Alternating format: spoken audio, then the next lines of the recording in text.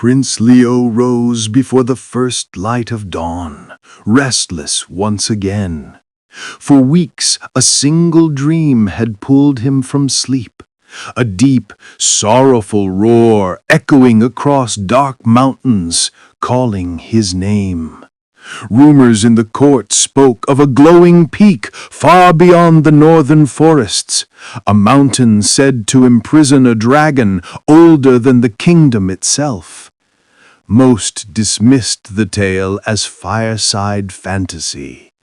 Leo could not.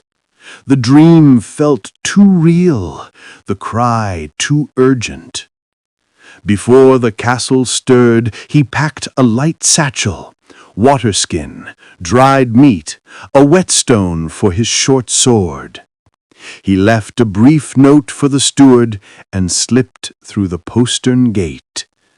The winter air bit at his cheeks as he crossed the empty courtyard and entered the forest path. No guards followed. No one even knew he had gone. The woods were silent, but for the crunch of frost beneath his boots. Shadows stretched long and strange. At times he thought he heard faint footfalls behind him, but when he turned, there was only drifting mist. By midday the trees thinned, revealing a cluster of abandoned cottages at the edge of a clearing. Roofs sagged, doors hung crooked, and the smell of cold ash lingered in the air. Leo approached cautiously. A dry well stood at the center of the village square, its stones blackened as though scorched long ago. Beside it lay a flat slab carved with ancient runes he could not read. He brushed away the snow and traced the grooves with his fingertips. A sudden vibration hummed beneath the stone, subtle but unmistakable. The sound of wings, huge, distant, rippled through the sky. Leo looked up. Clouds gathered fast, swirling as if drawn toward the mountain rising on the horizon. Its jagged summit glowed faintly, a pulse of dull crimson against the gray afternoon. He tightened his cloak and set his jaw. The dream had been real. Whatever waited within that mountain was alive, and it had called him here. Without another glance at the ruined village, Leo started toward the glowing peak, each step carrying him deeper into a destiny he could no longer refuse. The mountain's lower slopes greeted Leo with a bitter wind that cut through his cloak. Loose stones rattled beneath his boots, warning of treacherous footing. Each step upward brought a heavier silence, broken only by the hiss of snow skimming across the rocks. By dusk, he reached a narrow ledge where a single lantern flickered. Its light revealed a small stone hut built against the cliff. Smoke curled from the chimney, faint but warm against the icy air. Leo hesitated.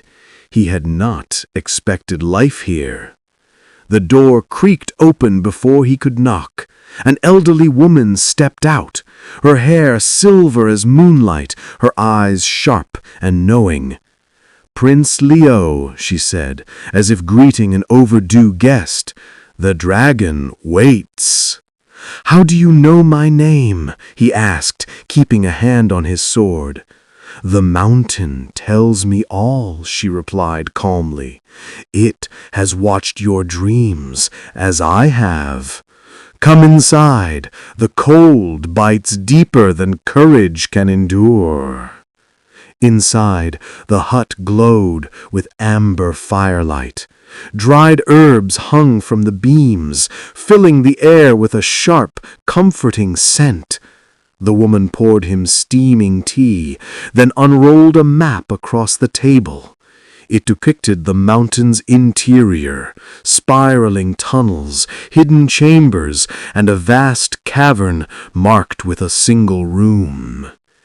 "The dragon is bound," she explained, "not by chains of iron, but by an ancient oath. Long ago your ancestors sealed it to protect the kingdom, yet the oath weakens. It calls for the heir of their blood to decide its fate, freedom or eternal silence." Leo studied the map, heart pounding. "Why me?" he asked. "Because the blood of kings carries both power and burden," she said. "If you release the beast, it may protect your people or destroy them. If you leave it chained, the mountain will crumble, taking half the realm with it. You must choose before the next full moon." The flames in the hearth leapt higher, casting dragon-shaped shadows across the walls. The woman's eyes glimmered like polished obsidian. Leo tightened his grip on the map. The path was clear, but the decision weighed like a crown of stone. Tomorrow he would climb into the heart of the mountain, towards the dragon's roar, and the choice that could rewrite his kingdom's destiny. At first light, Leo tightened his cloak and left the hut, the map tucked safely beneath his armor. Frost glittered across the jagged trail, as if the mountain itself wore a crown of ice. Every breath came out in clouds, yet the prince felt a heat in his chest, a steady pulse of resolve. The path narrowed into a steep staircase carved by ancient hands. Runes glowed faintly along the stone, their light awakening at his approach. Each symbol hummed like a low note of music, guiding him deeper into the mountain's throat. Hours passed. The outside world disappeared behind walls of black rock. The air thickened, warm and mineral, carrying a faint metallic scent like old blood. Far ahead, a rhythmic thunder rolled, slow, deliberate, alive. Leo reached a cavern where crystal pillars rose like frozen lightning. The glow from the runes met the shimmer of the crystals, painting the chamber in shifting blues and golds. At the center yawned a vast gate of obsidian, its surface veined with fiery cracks. From the other side came a low, resonant growl. The sound pressed against his chest, vibrating through bone. He drew his sword, though he knew steel meant little against a creature of legend. The gate shuddered, dust falling in soft curtains. Then, silence. "Prince of the blood, the oath weakens. Will you break it?" The words did not echo, they lived inside his mind. Leo steadied his breath. "Show yourself." The gate split with a sound like the world tearing. Heat rushed out, bright as a sunrise. From the glow emerged two eyes, molten gold and ancient as time. Scales the color of smelted copper shifted, each plate larger than his shield. The dragon uncoiled slowly, wings folded tight, chains of pure light clinging to its limbs. "I am Eryndor, once guardian, now prisoner. Your ancestors feared my power and bound me with their promise, but the promise fades. Your choice decides the fate of both dragon and realm." Leo lowered his sword. The creature's gaze held no malice, only a fierce, enduring sorrow. The next words would shape the kingdom's future and his own. Leo's heartbeat matched the deep rumble of the cavern. The dragon's molten eyes never blinked, yet they held something almost human, a quiet plea beneath the furnace-bright glow. "What choice do you offer?" Leo asked, his voice steady, though his palms were damp. Eryndor's chains pulsed like living fire. If you shatter these bonds, I walk free. But freedom carries a price. The oath that binds me is woven into the kingdom's roots. Break it, and the magic that shields your land will falter. Keep me caged, and the mountain will bleed until it swallows your cities whole." The words struck like hammer blows. Leo imagined villages crumbling, rivers boiling dry, families scattering. He also imagined a dragon unleashed, the sky aflame. "Why should I trust you?" The great head lowered until heat seared his skin. "Because I have kept my vow despite betrayal. Your forebears feared power they could not command. I guarded their people even as they chained me. I guard them still." Silence swelled, broken only by the hiss of molten stone. Leo thought of the shepherds who had welcomed him with bread, of the crystallized old woman who had guided his steps, of his late father's charge. A king protects, even when the path is unclear. He sheathed his sword and stepped closer, feeling the tremor of ancient strength. "If I free you, how do you know you will not burn the world?" The dragon's breath gusted hot, but gentle.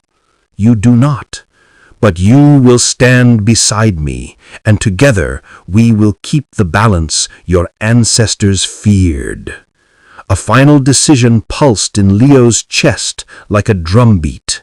He placed both hands on the nearest chain. The light burned, testing his resolve. He whispered a single word: "Enough." The cavern roared. Flames erupted, not of destruction, but of release. The bindings cracked like thunder, shattering into sparks that rose towards the ceiling and vanished like falling stars. Eryndor stretched his wings, a sound like storms breaking. The mountain itself seemed to exhale. "Your courage honors us both," the dragon said softly. "Come, Prince, the world waits for what we will build." Leo met the golden eyes and felt no fear, only the beginning of something vast and uncharted. The mountain's deep tremor faded to a low, contented hum. Leo shielded his eyes as Eryndor's massive wings unfurled, scattering a storm of glittering embers across the cavern walls. The glow revealed an ancient tunnel spiraling upward, cut from stone so smooth it gleamed like glass. "Follow me," the dragon rumbled. "The night outside is long, and the sky must learn my shadow again." Leo climbed onto the ridged back, fingers gripping warm scales that pulsed with a heartbeat older than the kingdom itself. The moment he settled, Eryndor leapt. Air rushed around them in a dizzying surge, and they burst through a lattice of rock into a star-streaked sky. Below, the mountain peaks stretched like a dark ocean. Villages flickered with lantern light, unaware of the legend awakening above them. The wind snapped Leo's cloak, but fear had no place here, only wonder. Eryndor's voice thundered over the roar. "Your people will see me and remember their terror. Some will raise weapons, others will pray. You must speak before fear takes root." Leo nodded, the weight of 1,000 lives pressing against his chest. Then take me to the capital.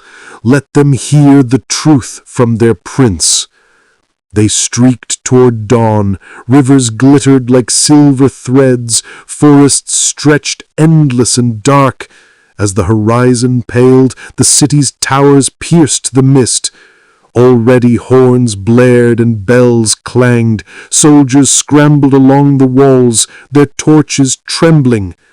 Eryndor hovered over the battlements, vast wings stirring a hurricane. "Speak, Leo." Their hearts raced like prey.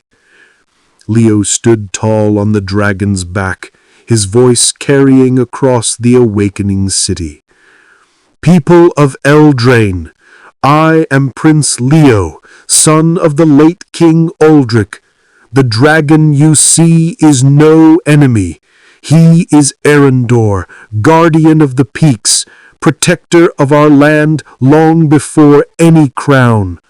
Our ancestors bound him in fear. Today, I set him free." The crowd wavered between awe and panic. Arrows trembled on bowstrings. Then, from the oldest tower, the crystal-eyed woman appeared, staff raised high, her voice ringing like a bell of truth.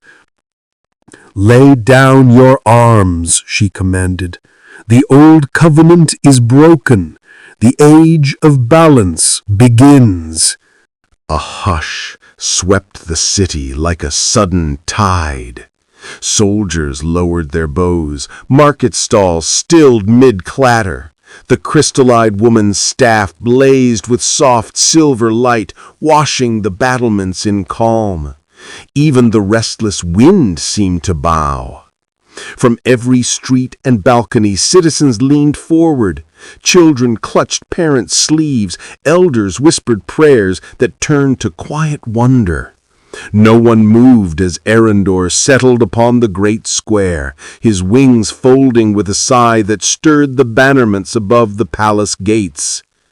Leo slid from the dragon's back and stepped onto the ancient stones. "People of Eldrane," he said, voice ringing against the marble walls, "our kingdom was built on courage, but also on fear. Generations ago, that fear chained our greatest guardian. Today, we choose trust instead." A murmur rippled through the crowd. The High Chancellor pushed forward, robes sweeping the ground. "Your Highness, the Council will demand proof that this creature means us no harm." Eryndor lowered his head until his golden eyes met the Chancellor's. "Your fields have thrived under my watch. Your storms have broken where I willed. I kept my vow even in chains.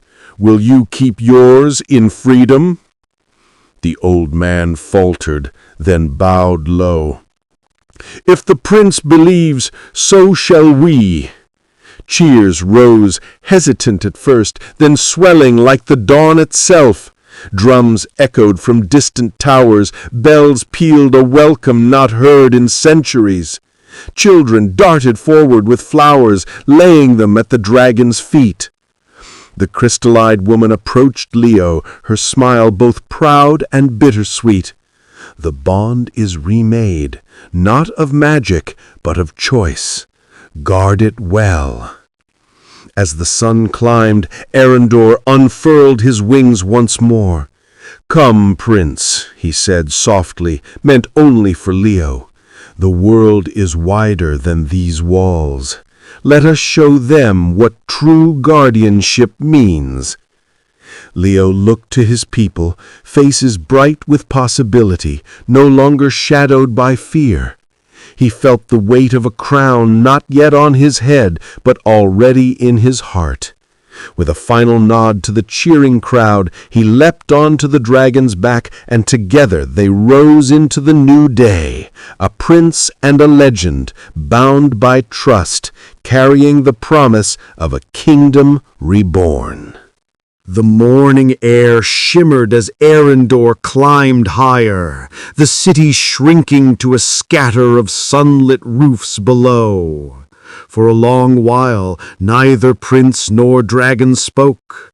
The rhythm of the great wings and the hush of endless sky wrapped them in a calm Leo had never known. "Where now?" Leo finally asked, his voice carried off by the wind. "Beyond your maps," Eryndor replied, his golden eyes scanning the horizon. "Your kingdom's borders are lines drawn by men, but magic and danger do not honor such lines. If you are to rule wisely, you must see what lies past them." They flew over rolling plains where wild herds thundered like living storms, over silver rivers that cut through emerald jungles, and over desolate lands where black rock smoked from ancient fires. Leo drank in every sight, the beauty and the scars, the wonders and the warnings. By nightfall, they reached a plateau crowned with ruins older than memory.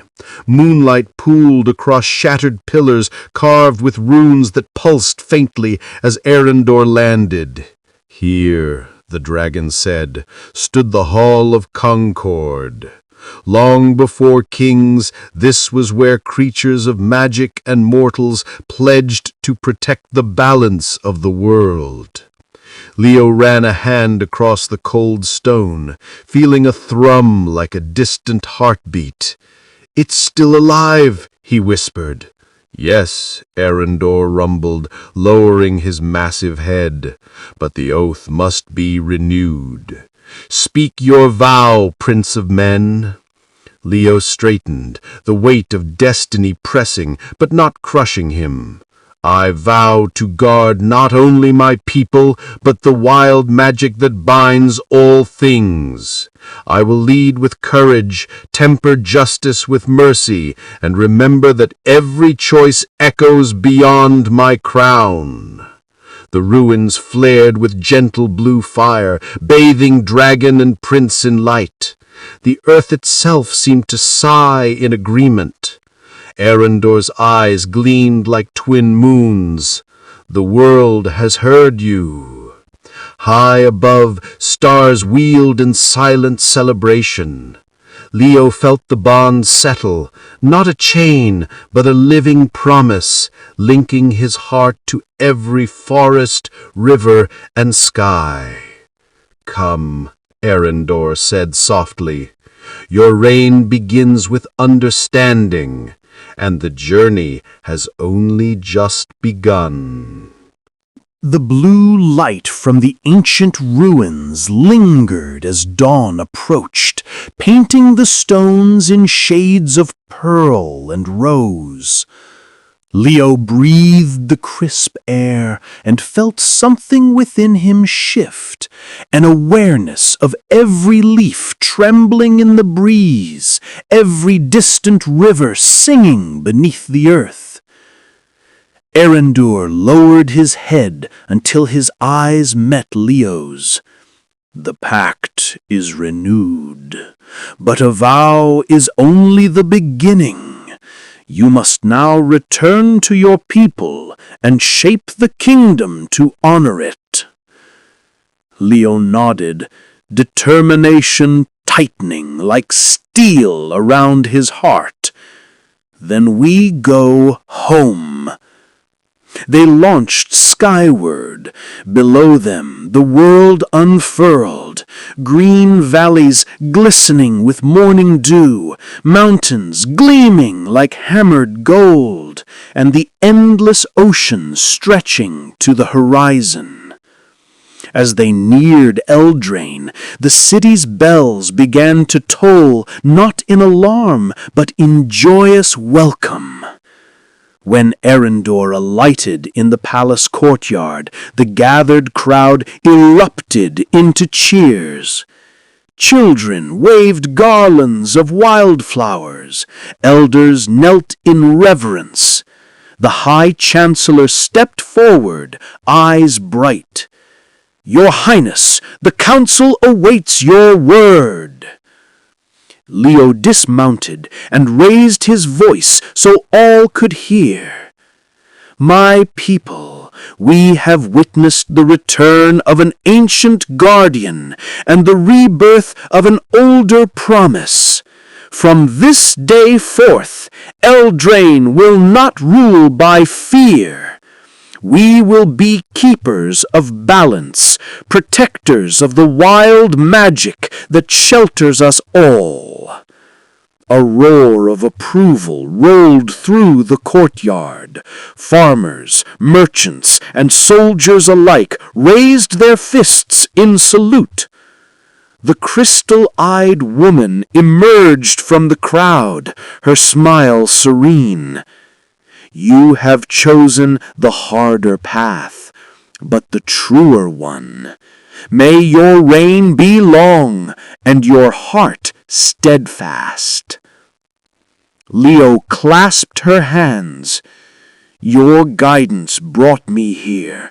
Thank you." That evening, under a sky flushed with sunset, a great feast filled the palace grounds. Music rose like a living river, mingling with laughter and the soft beat of dragon wings overhead. As the stars brightened, Leo looked to the horizon, where forest and sea met the dark. The journey had changed him, no longer just a prince, but a guardian bound to something greater than a crown. Beside him, Eryndor rumbled low, a promise in the sound. "Together," the dragon said, "we keep the balance." And as the moon climbed high, the kingdom of Eldrane stepped into a new age, one of courage, harmony, and endless possibility. Years passed, and the story of Prince Leo and Eryndor the dragon wove itself into the heart of Eldrane like a living thread. What began as whispers of awe became the foundation of a new era, an age that children would one day call the Age of Balance. Under Leo's reign, borders opened and trade flourished, but not at the expense of the land. Forests once marked for axes grew dense and wild again. Rivers, once diverted, ran their natural courses, carrying life to villages that had nearly forgotten the taste of clean water. Eryndor soared above it all, a guardian of storm and flame, reminding every citizen that power and peace could share the same sky. Leo ruled not from behind palace walls, but among his people. He walked market streets without escort, sat by farmers' fires, listened to sailors spin tales of distant waves. His decisions, whether to build a bridge or settle a dispute, were guided by the vow he had spoken on that moonlit plateau, to lead with courage and protect the magic that bound all things. Legends grew around him. Children told of nights when Eryndor lit the clouds with silver fire, of mornings when the dragon's shadow swept across golden fields like a promise. Minstrels sang of the prince who freed a myth and became a greater one himself. In time, Leo married a scholar named Eris, whose laughter could quiet storms. Together they raised children who rode on Eryndor's back, their delighted cries echoing through the valleys. The bond between dragon and royal family became a symbol of unity, man and magic side by side. When Leo's hair silvered and the weight of years settled gently on his shoulders, he stood again at the Hall of Concord with Eryndor. The ruins still pulsed with quiet light, eternal as the vow itself. "We kept the balance," Leo said softly. "And so it shall remain," Eryndor replied, wings folding like a sheltering sky. That night, under a canopy of endless stars, the kingdom celebrated not a single hero, but the harmony of an entire world. The prince who once sought courage had become its living embodiment, and his legend would guide Eldrane for centuries to come. Fireworks blossomed above the palace, scattering petals of light across the midnight sky. Prince Leo, now King Leo, stood on the highest balcony beside Eryndor, the faithful dragon whose wings shimmered like molten silver. Cheers from every street swelled into a single heartbeat of celebration, a living proof that harmony had taken root. As the music faded, a sudden hush swept the crowd. From the distant northern peaks, a flash of crimson split the darkness, brief, sharp, and eerily silent. Eryndor's golden eyes narrowed. "That was no star," he murmured. Prince Leo gripped the balcony rail, feeling a tremor in the stone beneath his feet. Another omen? He was, after all, king of a city of peoples. The dragon's gaze stayed fixed on the horizon. "A storm older than our pact stirs beyond those mountains. Something that should have slept forever now wakes." The air itself seemed to tighten, carrying a whisper only Eryndor could hear. He lowered his head toward Leo, voice low and urgent. "The balance we forged will be tested again, and soon. You will need allies beyond these borders." Leo's pulse quickened, but determination steadied him. "Then we face it together." The dragon's wings stretched, casting a vast